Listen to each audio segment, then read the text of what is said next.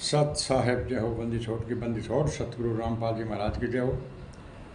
बंदी छोड़ कबीर साहब की जो भगत भाइयों, ज्ञान अमृत एवं षड्यंत्र का बीज पुस्तक PDF एवं लिंक प्राप्त करने के लिए 98,280 और 72,914 ओम प्रकाश दास राजस्थान से गण से भगत भाइयों।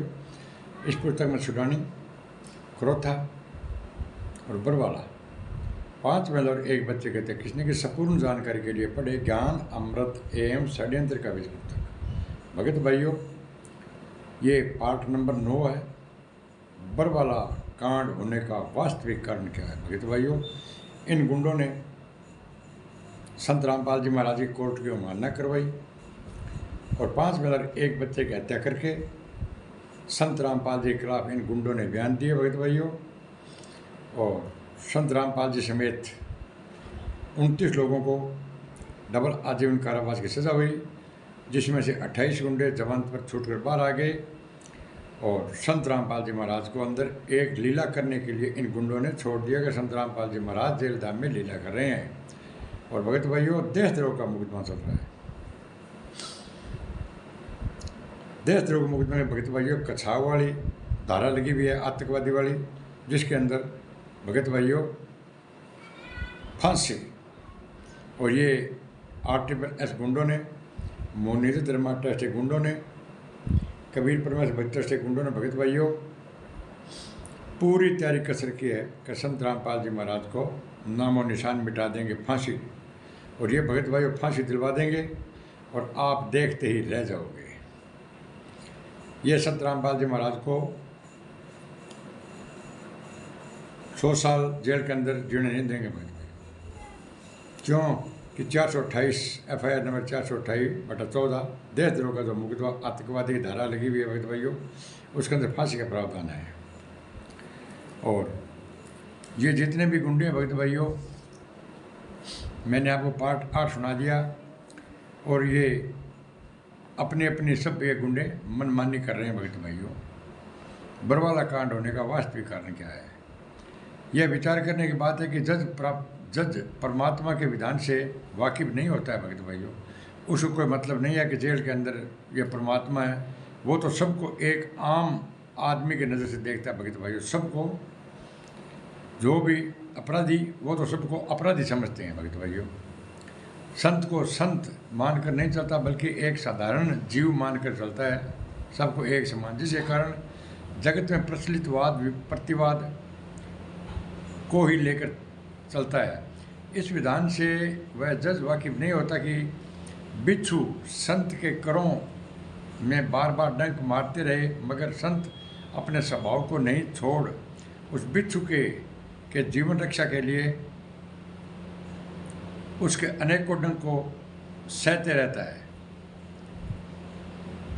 उसके डंक मारने की परवाह न कर उस डूबते बिच्छू को जीवन की रक्षा के लिए प्रयत्नशील रहा।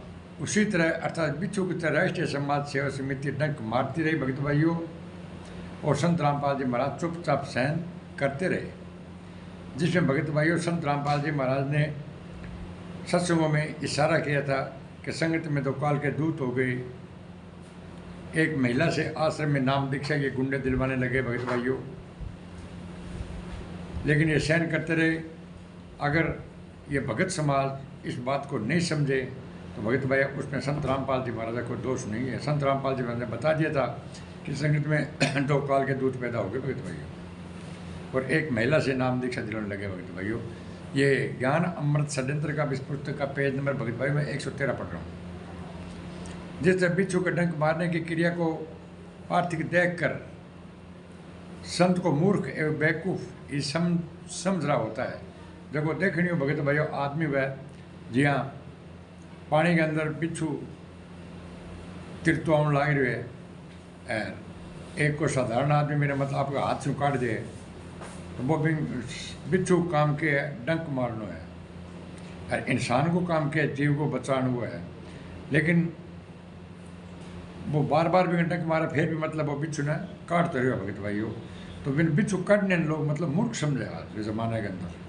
लेकिन वो भी आपको मतलब के कर्म को छोड़े नहीं, बिना वो भी आपको कर्म, महात्मा भी कर्म आपको को छोड़े नहीं, और बिच्छू भी आपको कर्म कौन छोड़ा भगत भाइयों? उसे छोड़ क्यों नहीं देता? चुपचाप सहन क्यों करता है? ये चुपचाप सहन तो संत रामपाल जी महाराज नहीं किया। संत रामपाल जी महाराज ने बता दिया सब कुछ भगत भाइयों, आपको माने या नहीं माने। संत रामपाल जी महाराज को गिरफ्तार किया, उस टाइम बता दिया था। एन मीडिया वाले ने पूछा था कि ये ब्लैक कमांडो किसके है? बोला ये कमांडो मेरे नहीं है, ये राष्ट्रीय समाज सेवा समिति के हैं। बोला बाबा समिति आपकी है? बोला नहीं, समिति मेरी नहीं है, मुझे बंधक बना लिया था, मैं छुपा इसलिए बच गया, ये जान से मार देते। ये संत रामपाल जी महाराज के बयान है भगत भाइयों। अब ये गुंडे बोलते हैं कि समिति संत रामपाल जी महाराज की देख रेख में बनी हुई है और संत रामपाल जी महाराज ने बनाई है। भगत भाइयों, भगत भाइयों समय रहते जागो, नहीं जागोगे तो भगत भाइयों फिर पछतावे से कुछ नहीं रहेगा। चुपचाप सहन क्यों करता है? उसे मरने देता। उसी तरह जज महोदय यह समझ रहा होता है कि राष्ट्रीय समाज सेवा समिति के लोगों को मना कर रहा होता तो सभी ऐसा अपराध नहीं होता। आप भगत समाज इस संबंध में अपना विचार अवश्य रखें। अब भगत भाइयों, प्रशासन तो आगे अगर संत रामपाल जी महाराज अब भगतान रोकता तो मतलब भगत उपद्रव कौन बचाता?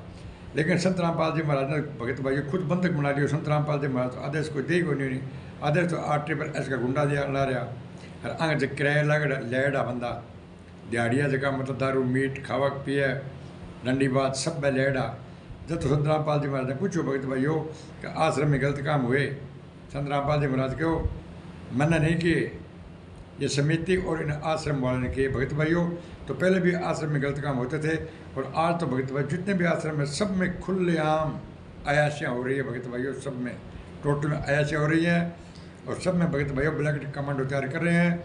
प्रशासन के नाक में ये लोग दम कर देंगे जब भी मानेंगे प्रशासन भगत भाई, क्यों प्रशासन भी इनके साथ में मिली हुई है ना। जब एक संत को पकड़ने के लिए भगत भाई 40,000 जवान लगाने पड़े थे, तो अगर 10 ब्लैकेट कमांडो 10-11 आश्रम में जब पकड़ने पड़ गए ना, तो इनको मतलब करोड़ों में प्रशासन को लगाना पड़ेगा और पता नहीं कितने हजारों के तादाद में मर जाएंगे और मारेंगे भगत भाइयों। तो भगत भाइयों, समय रहते जागो और ज्ञान अमृत षड्यंत्र का इस पुस्तक एक बार अवश्य पढ़े।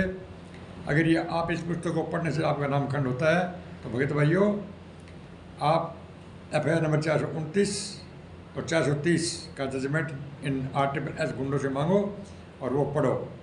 वरना भगत भाइयों, समय रहते नहीं जागे तो 428/14 देशद्रोह आतंकवादी का मुकदमा संत रामपाल जी चल रहा है, जिसमें फांसी का प्रावधान है और ये फांसी दिलवा देंगे। भगत भाई, समय रहते जागे जाओ और इस चैनल को लाइक, कमेंट, शेयर और सब्सक्राइब करना है। बोलो सत साहेब।